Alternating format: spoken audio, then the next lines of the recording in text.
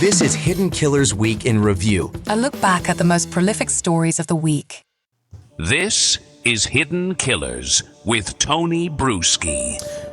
Brian Kohberger may be at the end of the line here in terms of any sort of defensible arguments that are going to be made in his upcoming trial. As Judge Hippler is, the other week said, hey, we're going to not do all this under the cover of dark. We're going to start releasing some things, and the public has a right to see what the hell's going on here. And are we seeing things like an Amazon shopping history that just happens to have the knife, the sheath, and the sharpener, all in the purchase history of Brian Kohberger. Joining me to discuss, Jennifer Coffindaffer, retired FBI special agent. I know this is something that we've been speculating on for quite a while. The Dateline episode that you were in, it was brought up that it might be out there, and now we have confirmation that it actually is. Your thoughts? Yeah, it's, to me, this is talk about another nail in the coffin. I'm just being, candid. This case is one of the strongest cases I've ever seen, not just because of the DNA, but the total package of evidence. And now we don't have the murder weapon, but by gosh, you've got the accused murderer buying the murder weapon, which is quite unique. This isn't just your average steak knife that might have been in the kitchen drawer. This is a weapon meant to kill. That's what it's designed for. And the fact that he purchases this thing almost like 6 months or so before the actual crime itself. What does that tell you? Is that premeditation? Do you think he just bought this thing on a whim back then? And then when he decided to actually execute this plan, if he did, obviously he's innocent until proven guilty, but if he did, he's like, oh, I got a knife, I'll use this knife. Or do you think it goes back all the way to May when this thing was purchased, that he had a plan in his mind? Oh, I absolutely believe he had a plan, but I don't think he had a plan when he purchased it. I think he had a plan months, if not years, before purchasing it. I think he has dreamed of this moment. This is all the times he has been I think he believed is discarded, ignored, not given the attention he wanted, not able to get the ladies he wanted. The slaps in the face he's really received his whole life, as he describes it, his visual snow and being tortured in that way, his lack of empathy for anyone, including his family, that he discusses. And it all was accumulating. And this was just one step to get closer to being able to exact out this sort of revenge. Do you think he thought he was going to get caught? No, I don't think he was. And I have to tell you, but for all those times that, in my opinion, he practiced snapping and unsnapping that sheath, practicing getting that knife out, but for that and leaving those pieces of his dead skin cells on that snap, geez, Tony, we might still be wondering who the four people were or who the killer of the four kids in that house was. Yeah, and then we have the fact, too, that he was looking at possibly buying another one after the murder. Now, we don't know whatever happened to the actual weapon itself. The sheath obviously was at the crime scene underneath one of the victims. But then it looks like was contemplating at least getting a replacement or a replacement sheath. What do you think the thought process was there? Well, it's also talking about the sharpener, right? Yeah. The K-bar knife, would it have ever been used previous to this? I would significantly doubt that. Yet he had a sharpener. Was that to resharpen and reuse? That was the first thing that came to my mind. And then, of course, the footnote that he was going to purchase another, and this was after the crime. Many of us in law enforcement, many of us that know this case inside and out, we have said this was a serial killer in the making if he would have gotten away from it. I will never stray from that opinion. And I believe this just further supports that idea. Yeah, like he might have been planning to amp it up again. It's so dark to think of. And this is just, some of the early things that we're learning. You spoke of the sharpener, which I thought was interesting because I saw a picture of the sharpener online. And I don't know if you saw it on Twitter this last week. Someone had made a reference to, look at this thing. If you don't know what it is and it's in the dark and somebody's walking out of your house, the mention the other week was of a vacuum cleaner attachment because they didn't know what the heck it was. And so we're all like, well, did he bring a vacuum? I even brought a vacuum in here for a prop. Like, okay, here's a vacuum. This is like, was he carrying this? Which would be kind of crazy. But if you look at the sharpener, you could think it might be a vacuum cleaner attachment, which again puts more validity on what that person saw, what one of the surviving roommates saw when this individual left the house. I just found it interesting that he brought the sharpener. Have you ever seen a case where the murderer brings a sharpener to the crime itself? I would think you maybe would already have it ready to go, but I guess, maybe you need to sharpen it. Yeah, if he did do that, and there's so many possibilities here because we don't know for sure, but we certainly know that sharpener was bought. And I agree with you.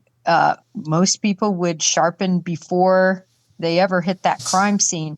But, I think many are at least believe in the possibility that he was so well prepared that he might have had clothing on top of his other clothing, that he could have had a plastic bag to discard what he knew would be bloody clothing in that to protect his vehicle and to protect, blood transfer to his apartment and so forth. And if somebody's going to be that meticulous in their planning, it certainly makes some sense that you could bring a sharpener. Yeah. I mean, if you've never murdered before, and K-bar knives are known to dull quickly, Tony. Okay. And you would think he might have researched that. And it makes sense. I mean, how mechanical he seems to be in his thinking. It's not a shocking thought that he would go, I might need the sharpener, and then add that to the list of things to have.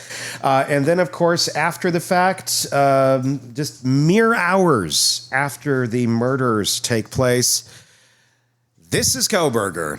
Thumbs up. Nice, clean, white shirt standing in front of a shower. Weird. And I think maybe the only picture I've ever seen him smiling and seeming to have some sort of enjoyment in, which I think is interesting. Your thoughts on the picture? Yeah, there's a lot of thoughts here. First of all, I don't know if I might see a little bruising on that left hand, just in the webbing, below the webbing and some things. It's difficult to definitely say. But I think that this could do you see that right down there? Yeah. A little bit further down. Yeah. If you can make your camera go down there it is. See on that corner, almost at the bone below the thumb. And just the discoloration, I just found interesting. I also found it interesting that he's buttoned up tight. Mm-hmm. I think that just shows you his sort of meticulous type personality.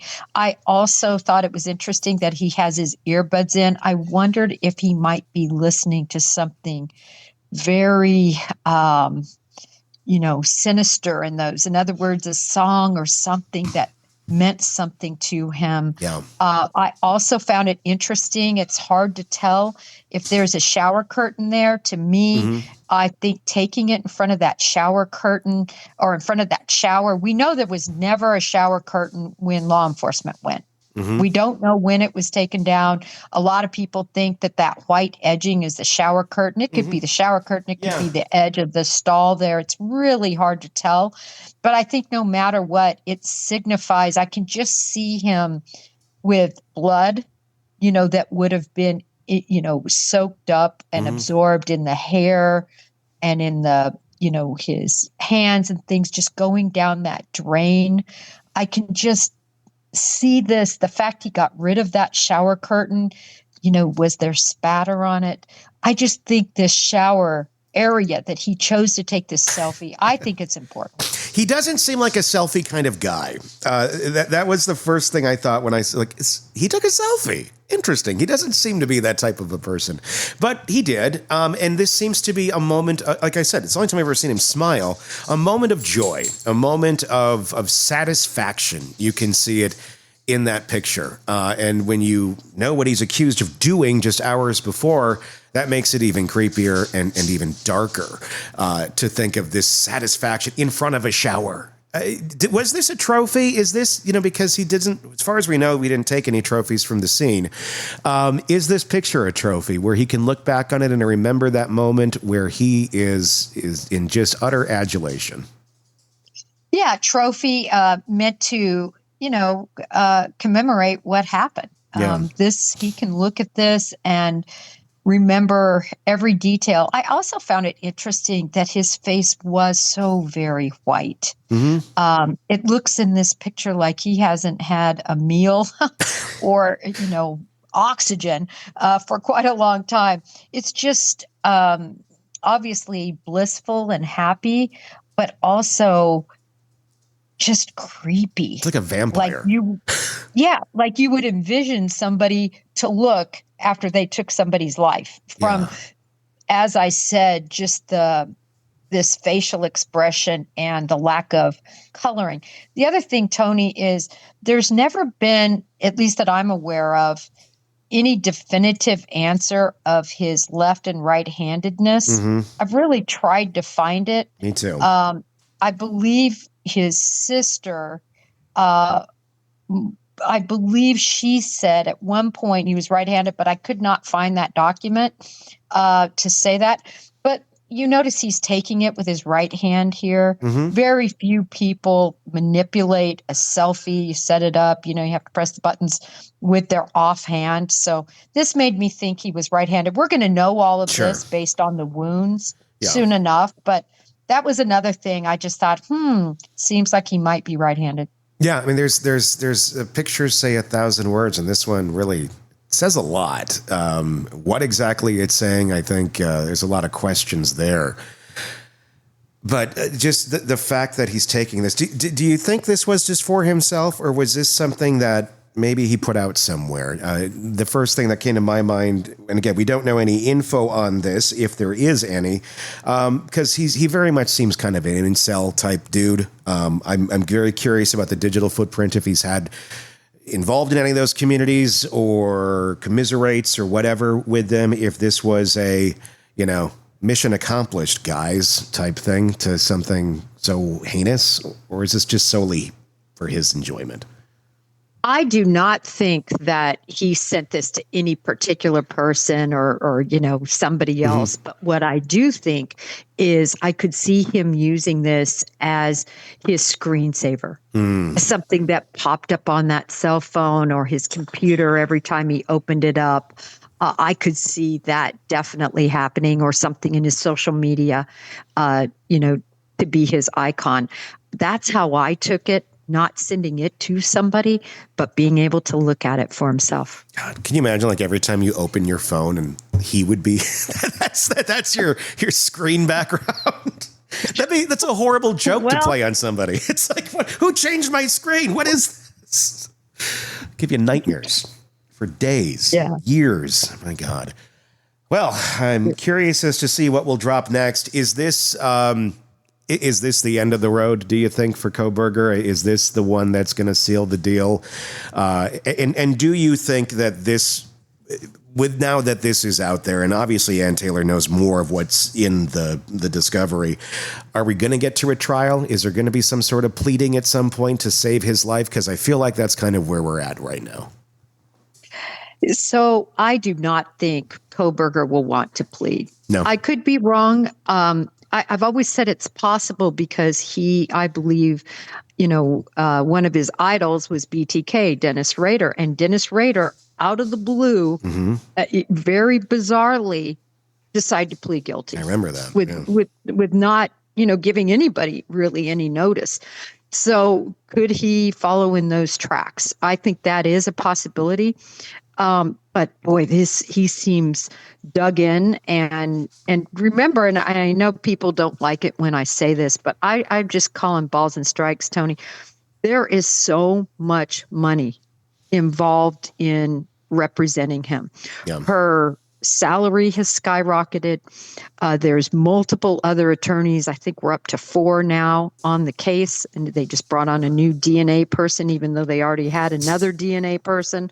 The amount of money involved in this deal is great. And so it's really not, I just don't think there's incentive.